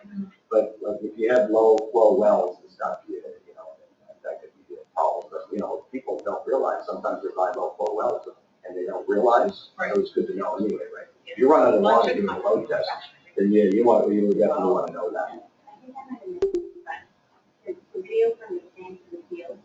Full access to the tank on the The surface. tank has to be. The surface of the tank has to be, in my opinion, fully uncovered. Unless somebody knows what they're doing there, you know, like, because there are certain openings, right, that you want But to if look you're for. gonna do it, we need to request that the And seller. let it be done, yeah, yeah. I mean, that's what I do, because I don't want to take the liability of damaging somebody's property. And There are other people that will do it, though. They'll go in there and they'll do it. You know, Okay. that's can you do that later? the problem, yeah. People want to buy and sell houses all year round, yeah, so it's more difficult to try to protect a client on septic. It is. It should be done every freaking time. Every time it should be done because it's so expensive, right? The municipal sewer, at least you got the city paying for, you know, property line out, Yeah. right? Usually ballpark to replace the municipal sewer, and that's without any collateral damage, is around $3,000. Straight lawn bid for the property line. It could be $2,000, then in the length it could be $3,500. I don't see them much over $3,500, so, and that includes new pipe, dirt, not sod. Right? And these are by qualified companies, like companies that you ever hear, like G&R Kelly, they're in that tackle trenching. They're the main companies that do the city digs for laterals. They also do the city side and the homeowner side. They will quote the homeowner side. So, yeah, but then when you're dealing with septic, you're dealing with, you know, potentially $10,000, 20, 30, 45. I've seen 45 when you're on the water. Yeah. You're on the water. And the whole system. Yeah. Field, it can range anywhere from, say, 8, 10, 15, 25,000. Depends on the type of septic system. There's 4 to 6 different types, right, out there. So if you go into a C3 raised mound system, pressurized, you're getting into some money. Just the vast amount of filter sand alone is a lot of money. It's just the amount of material required to build these systems, right? And it's so highly regulated now that, yeah, you have to basically So, and remember, there's a design life on septic systems, right? So if you go to your client, like to me, I don't even feel like I'm going to tell the client, like, you guys are the first people that are talking to your clients. You should iron out, in my opinion, whether or not people are comfortable with buying a system on septic. Well, because So essentially, like, I mean, for the cost, would you be looking at it in a sense like if property is over 25 years? then you have to think about possibly replacing the septic system.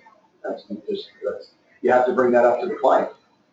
That's your, in my opinion, that's the agent's, agent should do that. So we It should, shouldn't be left to me when I arrive on site to do an inspection, to then break that news to them. yeah. They should already know that. Right. So you have to really, in my opinion, if I was an agent, okay, and I was selling a house on septic, and, or you know how they, imagine your clients come to you and go, well, we're thinking about buying outside of the city, you know, we like the deers, and they you know, they want the country living or whatever, and also sometimes, you know, it's cheaper, right? Okay. But it's not cheaper to replace the septic though. So there's reasons why, okay, you're dealing with, okay, why that house is cheaper. Think about it. Why do they have more land? They had to have more land because there was a septic system, right? So just because you got more land, well, you need the land for the septic, okay? It's mandatory. So now some of the older systems, the older places, really don't have as much land. It becomes more expensive to replace the septic because you get into a more design system that's more designed, more costly, okay? So, yeah, so basically you gotta get into, and also you may have to, you know, the ground may not accept the water anymore. Yeah. Thanks for coming. Thank you very much. So, yeah, so, yeah, What's the oldest septic field you've seen? over 100 years old. And it's still And functioning. it wasn't a septic system, it was like a cesspool. It was like a, yeah, it sounds bad, right? But they used to call them, you know. I can see his face like. It basically looks like a well. It's like a well. Pipe goes to the well. It's just built with rock, and it just goes there, and it just leads us under the ground. And it was Still working. well. Works great. Oh, yeah. Still working. Mine's a little Oh, bit you bad. just dump it in, yeah. Yeah, Much road, though. the ground is if the ground is acceptable. You know, if it wants to take the upland, it seems like it was still working. I mean, I wouldn't certainly depend on that, right? I mean, I would, if I were buying that house, I would say, okay, well, how much is it going to cost you to the septic system? But realistically, it's 25 years. Yeah, but those older systems like that one there, geez, I don't know, like, I don't think it was, that's obviously not 25, you know, but there was no engineering really probably involved with that, I guess. It was sort of like try, test, and true, and it lasts a long time, but it's not.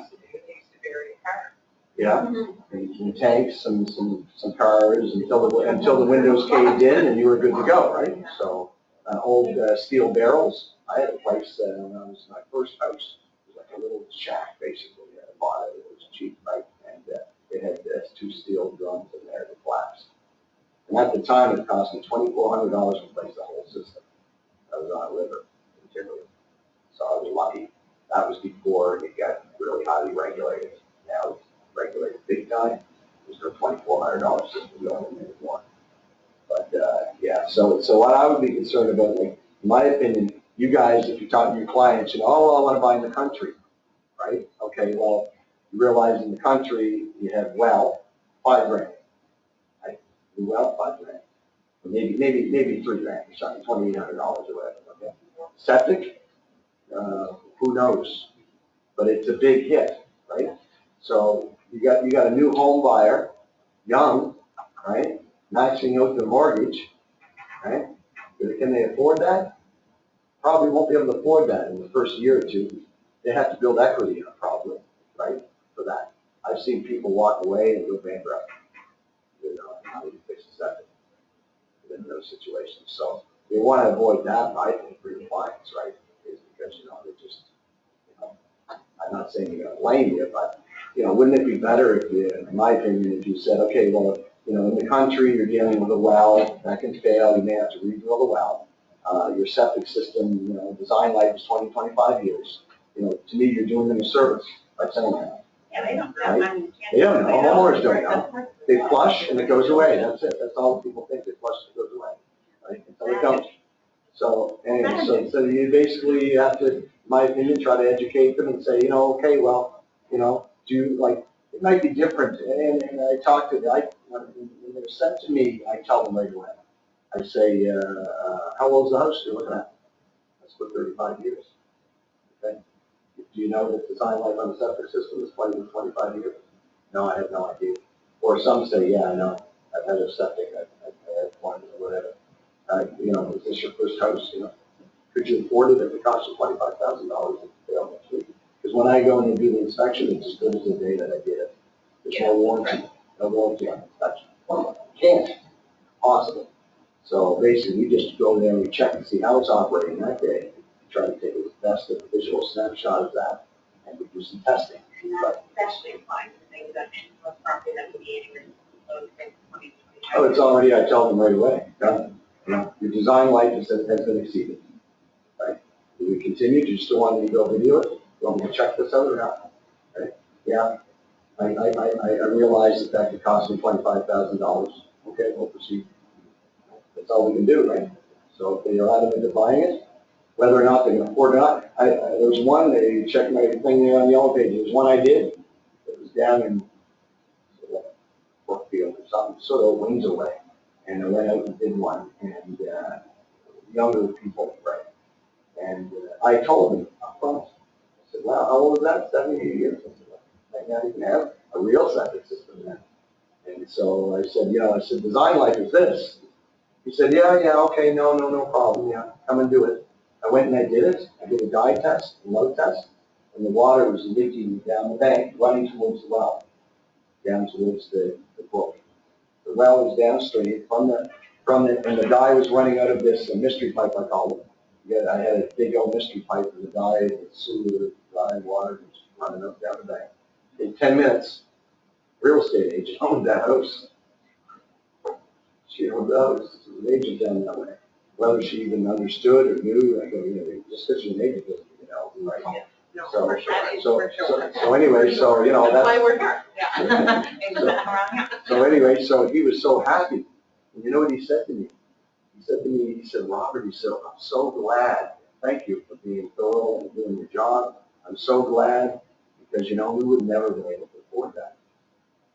Stop right there.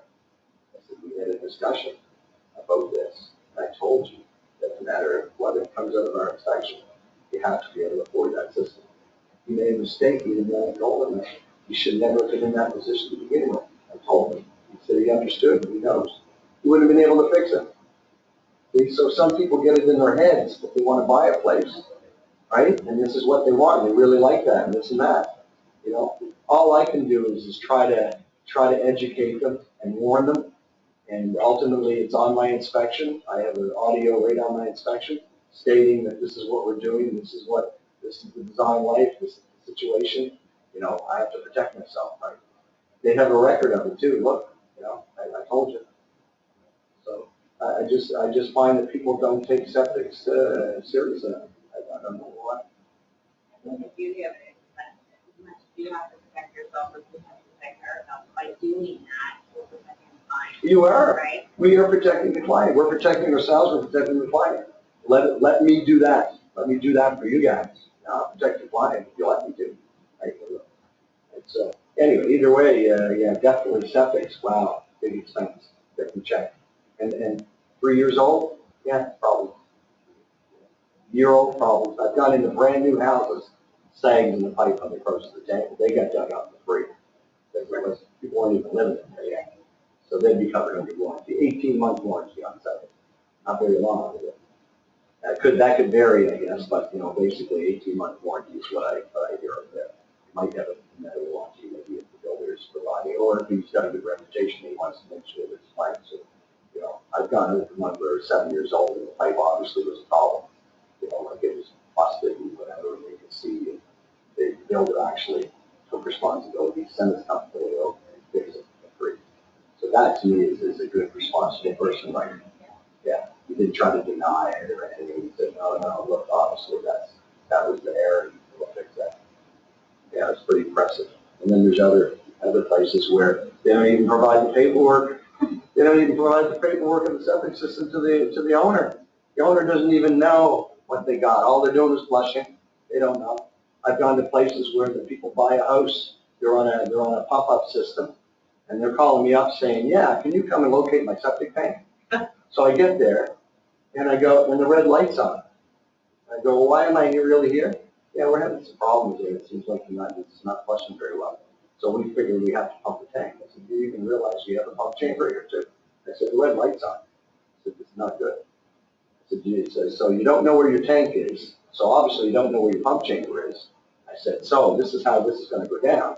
I'm going to video out, because you don't have paperwork. I'm going to video out to the tank. I'm gonna locate the tank, we're gonna dig that up, and then we're gonna have to video from the tank to the pump chamber to find out where the pump chamber, because you've got a problem with the pump chamber. Now, usually it's within 5 feet, right? So he could fish around there and he'd start digging. But sometimes, like back then, there was no risers on the septic systems. Nowadays, like for the last year, it's mandatory. So that pump chamber could be actually 3-4 feet deep. So good luck trying to fish around, digging around you. You'd end up damaging a pipe or something doing that. So anyway, he ended up getting me to go back again, and once he got the tank opened up, I then went from the tank to the pump chamber located, and then we got that out, we got the pump fixed, right? So there's just so many things. I've been at this 20 years, and there's just, you can believe, every day I'm dealing with sewer problems, septic, all over the place. And it ain't getting any better. Like pre-purchase, 50% of the pipes I video are in need of repair. Need of immediate repair. So imagine you're selling houses out there, huh? 50% of those houses that you're selling is potential backup waiting to happen in the near future. Doesn't look good, it just doesn't look good. You know what I get the feedback from the clients sometimes is well, when did you buy the house? I just bought it last year. Oh, yeah, this street is all full of tar paper pipe, it's no good. Who's your agent, right? It isn't an agent that I'm dealing with, that's for sure, right? Because they would have already known, right? They would have probably called me or whatever and asked me what's on that street. But basically, the last thing you need, because they know what they ask me. I don't even have to ask that. They go, why didn't my agent tell me about this? They turn right back and they go, why isn't my agent telling me about this? Because you guys are the first in line. In my opinion, you're like that, what they say about the insurance, you got you covered, right? They have that on there, we're looking after you. Same thing with agents. I mean, you guys have to try to, in my opinion, try to protect your clients, right? And I mean, the agents that protect their clients, they're going to be your clients for life. I mean, I deal with other agents they're long term. I go to some of these agents, and it's like the third time I video a sewer for the same person. Yeah, because it's over a 10-year span, maybe 15 years. And that agent is still their agent. And it's because they got protected on that first time. It's like, wow, why would I ever go to any other agent? This guy's like on top of things. This woman's on top of things. They're looking after my best interests here. So in my opinion, it's good for business to look after your clients. Like I told you before, it was called the deal crusher, and that was called I Scare the Clients. There was one I went out and did out in the river, the Muscatava River up there. I went out, and the house was like 80 years old. I get out there, and I knew, okay, that old, okay. So I get out there, I'm running water, okay. I go over to the riverbank. Dye is running down to the river now. Okay. I had a bad feeling when I got there because it was like this mystery pipe sitting out of the ground, and you could just tell that there's going to be possible issues there. So, and then the dye was running down the bank. Now, everything was fine with this agent until that was her listing. So I was actually doing sewer inspections for that agent for her clients. But then this ended up where I was doing it on the other side, and it turned out to be for listing. And he called me up. Robert, I heard you scared my client. You're scaring the clients. You're scaring the clients. The buyers. What are you scaring? Well, I told them that it's leaking. That's a serious problem. And I said that has to be addressed, and it's probably going to cost probably around $15,000. And they're just like 21-year-old, 22-year-old kids buying the place. Okay, you think they can afford that? No. Right? So, yeah, I have to tell these people that this is your potential issue right here, and that this has to be addressed. Right? Anyway, she never dealt with me ever since. Good riddance. Good riddance, because I can't deal with agents that don't let me do my job. My job is first and foremost. And that's your job. You should be there to protect it. Anyway, either way, inspections, you shouldn't get in the way of that, in my opinion, anyway, right? As long as your inspectors know what they're talking about and stuff, you should just, And I'm there to help the clients. If you want to call me up and say, hey, Robert, I got a potential client buying a house over on Yukon Avenue or something like that, or this or that. And my knowledge of the sewers around here is like, okay, I know what kind of pipe that is over there. Here's your possible issues over there. And you just tell your client that. And ask them, hey, listen, if you bought the two roofs there or something, you know, so you're thinking about doing that. And they go, oh, well, no, don't want to. But, yeah, but then you're covered, right? You know, like you now have suggested, some agent, like you said, is you get it in writing, that you've actually suggested that. Well, look at the one we went and did over there in Dartmouth, huh? I mean, broken pipe, plumber had, done some work inside. Hey, it looked great, all new plastic pipe inside. Unfortunately, they broke the pipe in the process and they dropped a bunch of pieces of cast iron down the sewer. Actually, I had to fish it out. It was there all morning, wasn't I? Yeah. I got it out though. I'm not like a MacGyver in sewers. So we ended up getting the pieces out and whatever, so, and proceeded with the inspection. But this is how many, all these different things can be happening in sewers. I mean, you can't consider the age, fine, the newer the sewer is, maybe the better it is, but it doesn't mean anything. I think, again, after this 20 years, it's a good idea to do the sewer. At least suggest to the client, here's the type of service, and this is your potential savings. And not including the cost of a sewer backup in the insurance. That's just the cost of the sewer. Repair of the sewer is like $3,000 and up. Sewer backup? Wow, once they have one of those. I just came from one there yesterday, and their whole basin's being ripped out. It's over on Chestnut over right up by across from Manor Park there.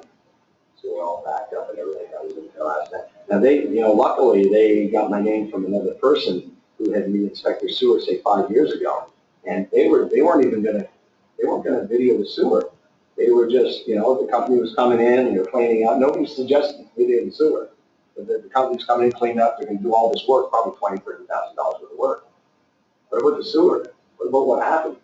So they got that from their friend, saying, hey, this guy videoed our sewer, he figured out what was wrong, and bang, so that's how I got my referral on that one, right? So, but, the mess alone, your insurance is gonna go up, right? Your claim is probably $2,500. So it's, to me, just a peace of mind. A lot of people get just peace of mind. Hey, at least I know I'm not walking into a sewer backup situation, right? So, yeah, so I think we cover everything on septics, and there's things that I may have skipped or whatever, but, later on, if you have any questions or whatever. Yeah. Well, let's take it there. Thank you. Thank you very much. Yeah. No, it was very, very Thank you so informative. long, I but- know a bit about that, Yeah. but not too much. My husband was away for it, and Oh, no. I wish more people had showed up. I'm never. Well, there were 7 on there. 7 on the, How many agents, right? Yeah. Are right there. What do we got, over 1,000 agents in HR? on this office. How many in this office? There's 108, but that's Well, That's all over the province. okay. Yeah. In In here, I think there's like 80. That's still a lot. Yeah. Well, Well, there was about 14 people. Yeah. that's a good turnout. Yeah. So that's- Anyway, at least There's you a lot more guys, people here yesterday. you guys are, what was going on yesterday? They had our operator. Oh. Yeah, this place was full. Yeah, but anyway, spread the word, try to protect the clients out there, let me protect the clients for you, we work together, right? So, Do you have any cards? pretty bad, eh? It's true. I have no card. You know what, like, seriously, just haven't had a card in 10 years. Not joking. That's my life is flourished. I know it sounds ridiculous, but everybody goes online these days. And We're so, really good ADD channels. and so, but people put my number in the phone, right? That people, saving people now, right? So that's generally, if you wanted my contact information, if you want it, you can Google Detectall.ca, I have a website, Detectall. You type inspections, Dartmouth, Halifax, I'll be the first on the top of the list of the have a very good presence in it. So, the website, we do a bunch of doing all that stuff. I also do pipeline with the Texas technology. Do well on something. Do well, I don't get set sewer with water. I don't do it. Well, I mean, Thank you. Thank you. I'm there to touch the sewers and stuff. So I was in the session, so I just do septic and sewer, one do sewer. Go well. Doesn't work. cross-examination. Yeah. And I heard the guy who uses that's so dumb. I just don't think it's a good idea. Well, it's not all that complicated, right? Like, if I go there and do a septic inspection, you let water anyway. So it's sort of testing it out anyway. So, that's what the guy.